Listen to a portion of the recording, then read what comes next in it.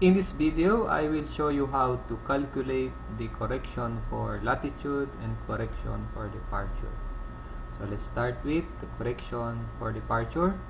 So our formula we will be using is error. Okay, this error multiplied by the distance of the line. So these are the distance of our lines. We divide it by the perimeter of the traverse. So perimeter of the traverse. Okay, perimeter of the traverse meaning we are going to add the distances. So line 1 to 2, 2 to 3, plus 3 to 4, plus 5 to 6, plus 5 to 1. Okay, so to do that, it's same this one. These are the distances. So we will compute the perimeter now. Okay, computing the perimeter, we are going to add all of this. So let's do it together. It is 97.055 plus 106.200 plus 99.550 plus 91.660 plus 96.540. Okay, so we will be having this result. So we will put it there.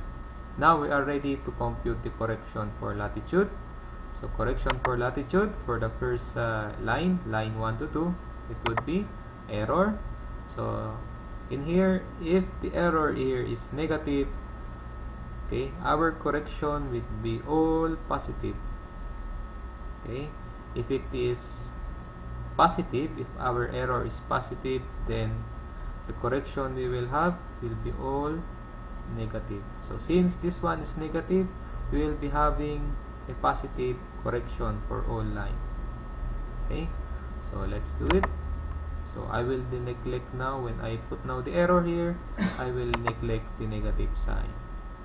Okay, 0.072 plus, okay, multiplied by distance of the line, it is 97.055. Okay, next one, divided by the perimeter. Perimeter, it is 491.005. Okay, equals, you have to put it there.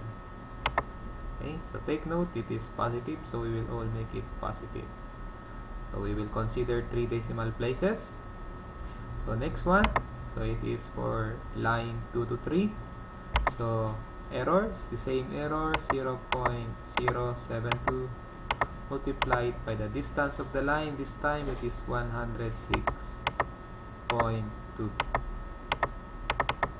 Okay, and then divide by the perimeter. So the perimeter is 491.05.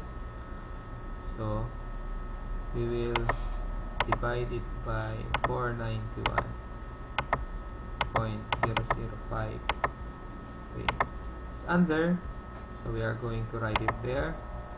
So it is 0.016. Here it is 0.015. The next number is 5, so we will round this up by 1. So it is 6. So do the same for line 3 to 4, 4 to 5, and 5 to 1.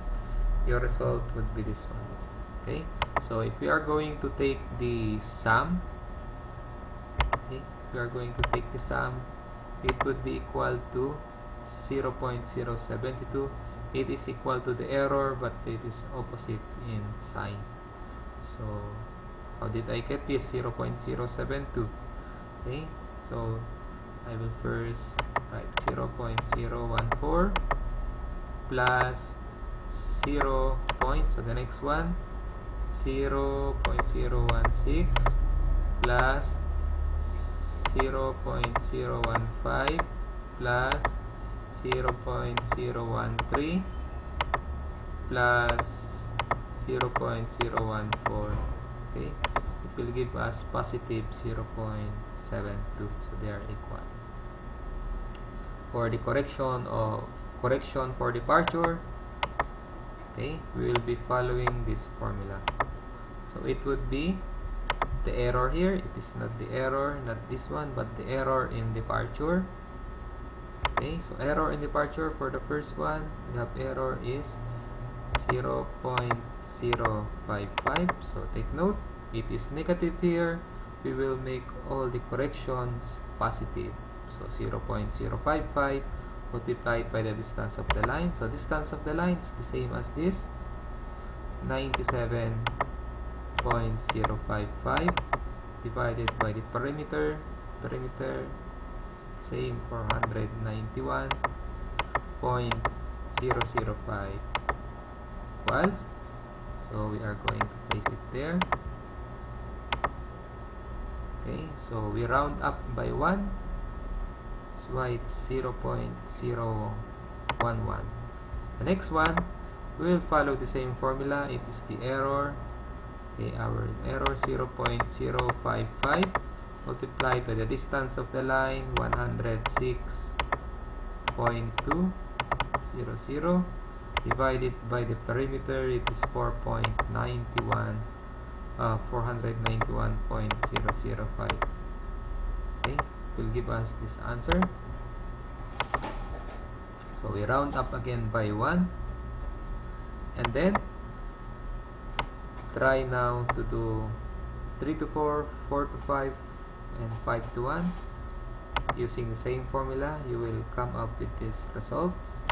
After, you take again the sum of all, so you are going to add all the correction for departure, and we will have this one.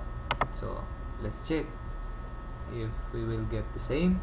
So it is 0.011 plus 0.012 plus 0.011 plus 0.010 plus 0.0011.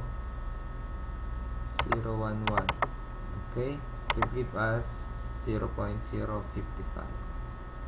Okay, so in the next video, I will show you how to compute the adjusted latitude and the adjusted departure.